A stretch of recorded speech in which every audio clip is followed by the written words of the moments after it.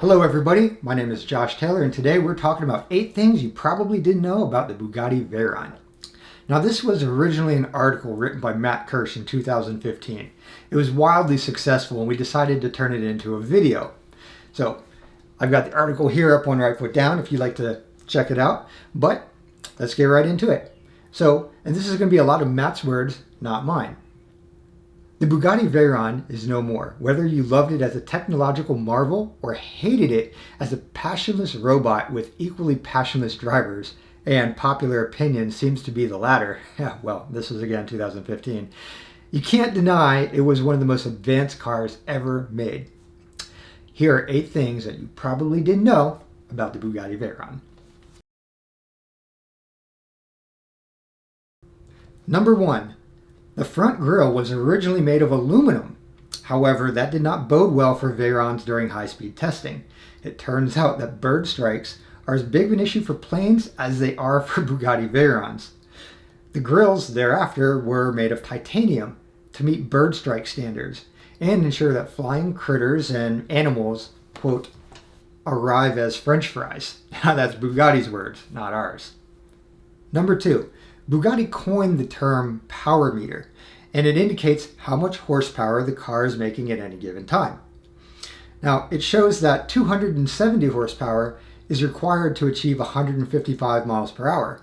The remaining 731 of the Bugatti's quad turbocharged 16-cylinder engine is required to reach speeds of 253 miles per hour. Number 3.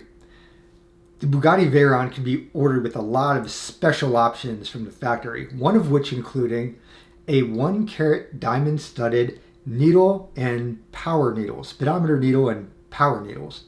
Now each diamond was apparently cut with 16 facets, as you can imagine, each for one of the 16 cylinders of the Bugatti Veyron.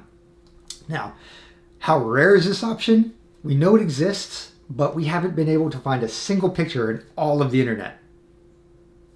Number 4. Reaching 253 miles per hour in the Veyron is more than just simply finding a road stretch long enough. Actually, if you want to go 253, there's a special process. There's what they call a top speed key that has to be inserted by the driver and then the vehicle started. And upon starting, the Bugatti does a couple different things. It lowers the car 2.5 inches. The angle of the rear spoiler is decreased by 2 degrees or so. The front flaps of the grille are closed to improve, aerodynamics, and the steering wheel was limited as to provide better stability at high speeds. Number 5. Okay, so those of us that have turbo engines already know how hot just a little 4-cylinder turbo engine can be. Now imagine you have 2 V8s and 4 turbos in the back there. That generates a lot of heat. Now back in 2001, the Veyron's engine underwent full throttle testing and generated so much heat it nearly caught the roof on fire. And later on, driving the test mule at high speeds, it generated 6-foot flames. 6-foot flames out of the exhaust. Now it's very cool for Lamborghinis and that's what they're known for, but Bugatti wanted to tone it down a bit. So they had to revise the exhaust and it turns out that they ended up creating a custom titanium exhaust for it to do away with those flames, unfortunately. Number 6. Now, as we can all imagine, the operating cost of a Bugatti Veyron has to be astronomical. Some people have reported upwards of $300,000 annually in servicing costs and maintenance costs in a Bugatti Veyron. Some owners, and this is back in 2015, a couple years ago, the report was that Michelin Pilot Super Sport 2, the Bugatti Veyron specific tire, cost $42,000 per set.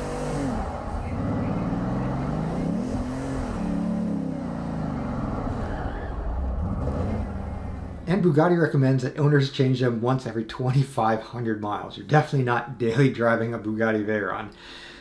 And after 10,000 miles, Bugatti recommends that the wheels are changed. And guess what? That was the tune of about $69,000 back then. Oil changes were about $20,000. And the average owner reportedly paid about $2,500 a month to insure their Veyron. Now, it might not be a surprise that most owners of Veyrons also have something like 3 jets, 4 yachts, and a private island. Even the rich and famous can struggle a bit to maintain a Veyron. Reportedly, owner T-Pain had a $90,000 repair bill for his Veyron. Now, rather than fronting $90,000, he just sold the Veyron for $1 million and ended up buying a Ferrari, a Lamborghini, and a McLaren. I got it for 1.2. Now I sold it for 1. Now, in addition to that, some owners reportedly have their Veyrons transported on trailer to wherever their driving destination is. They'll just fly there in a jet and then drive the Veyron on the roads that they wish. Not a bad way to go. Number 7. Now, became more evident at the end of the Bugatti Veyron's life cycle, but all told, there are 34 different special edition Veyrons available from 2007 all the way up to 2015. Now, the majority of those special edition colors and such were available from 2010 to 2014. Those are the years that had the most special editions available out of all of the 07 to 15 Bugatti Veyrons. Number 8, finally the last one.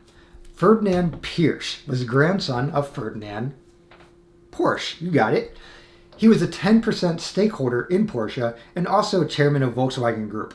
Ferdinand is also largely responsible for the Bugatti Veyron. Many years ago, he demanded a 1,000 horsepower streetcar and was told that it was impossible. Well, now look, 450 units later, I'm sure he's grinning still. So to wrap it up, the Bugatti Veyron is a car that we love to hate. We can't allow this to take away, though, from the fact that the Bugatti Veyron is one of the most extraordinary cars ever built. We believe that Jay Leno said it best. Let me quote him. "This is Bugatti's version of going to the moon.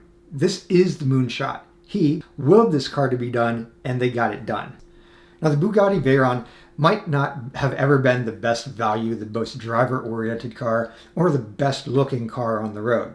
It was, however, the most revolutionary car at the time in every way. And now that the Bugatti Chiron's out, we can't wait to see what Bugatti comes up with in the future. Alright guys, that's 8 things. Thanks for watching. Hope you enjoyed it. Please subscribe. Catch you later.